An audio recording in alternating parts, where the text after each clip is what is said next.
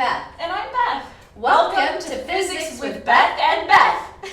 Hello and welcome to Physics with Beth and Beth. I'm Beth. We're in AP Physics 1, Unit 8, Fluids. We're in this fluids dynamics now, which means the water is moving, or actually not the water, I should say, the fluids are moving.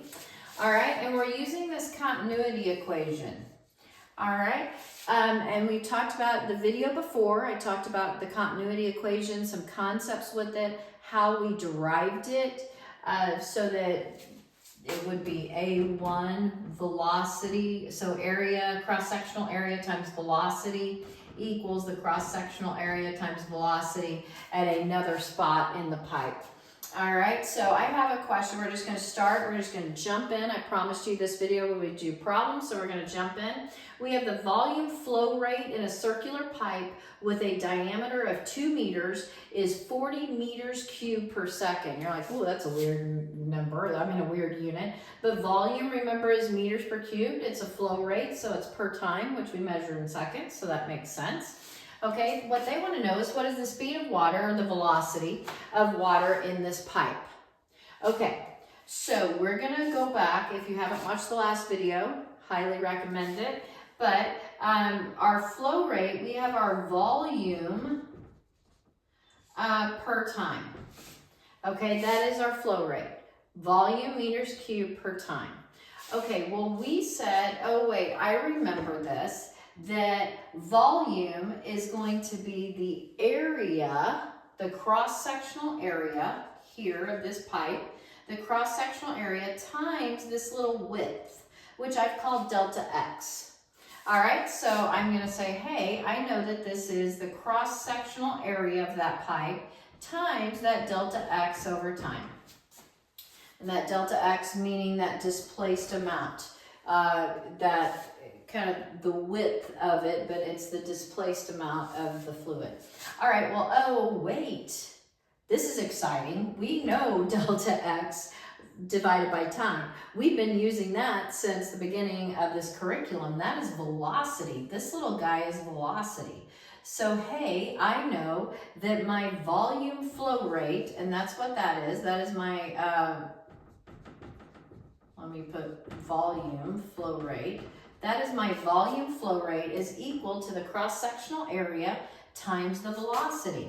So I'm going to go ahead and write volume flow rate is equal to the cross-sectional area times the velocity at that point in the pipe. So now I'm in business. They want velocity, speed of the water. They gave me the diameter of this pipe, so I'm going to have to know that and they told me it was circular. So a circular pipe, the area is pi r squared. So I'm going to put that in here. So my volume flow rate is pi r squared times my velocity. All right, well, that's going to be pi. My radius is not 2. That's my diameter. My radius is 1. So that's going to be 1 squared. They're looking for my velocity, and I know my flow rate, they told me, was 40.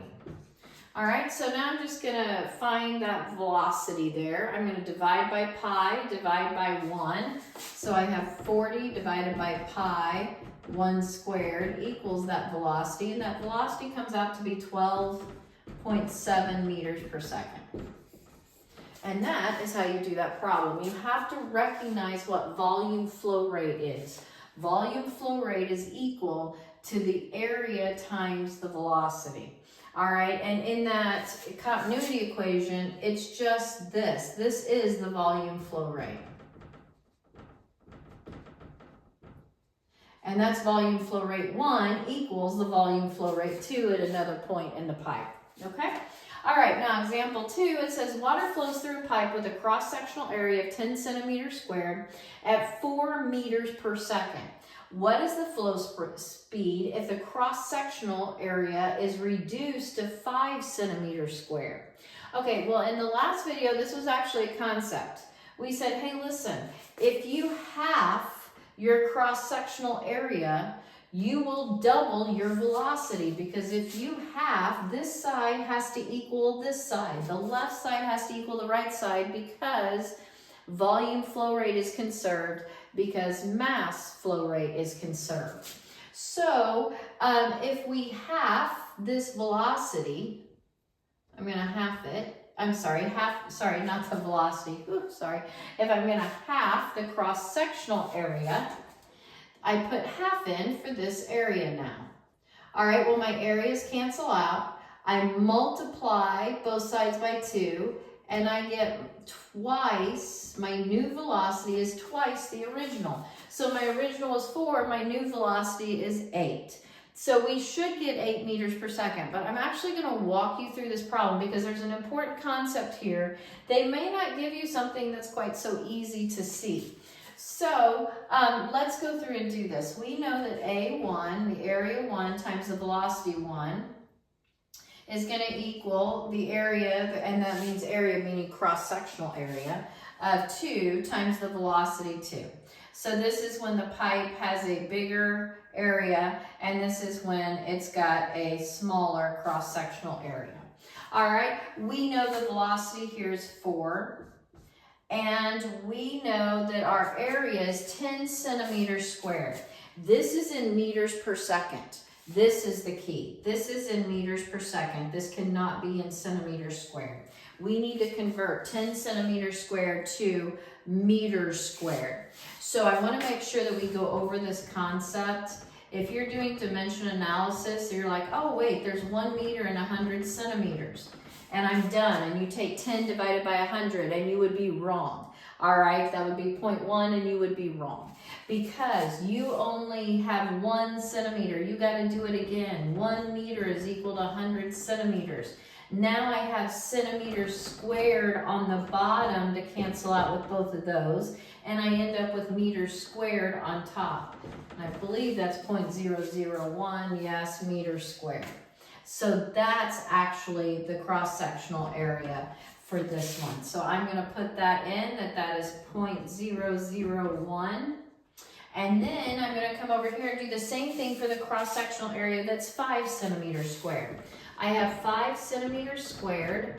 There's 1 meter and 100 centimeters.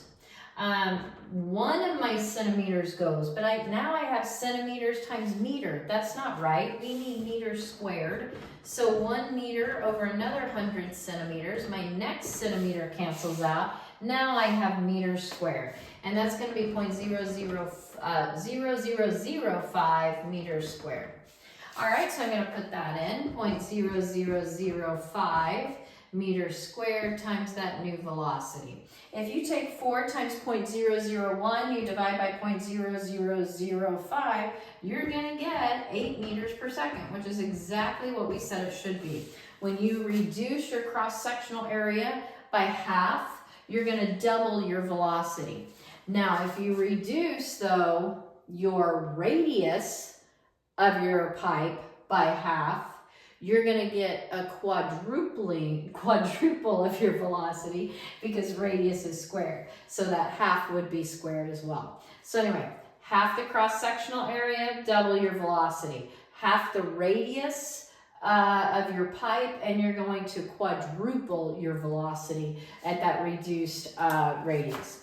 All right, that's it. Hopefully that helps you understand the continuity equation better and fluids and pipes, which is near and dear to my heart, and I love them. So I hope you're enjoying it as much as I enjoy it. Anyway, thank you for watching. If you like this, give us a thumbs up. If you have not subscribed, please do. If you have a friend struggling in physics and you find these videos helpful, we would love for you to share our channel with them. And thank you for watching, and happy physicsing.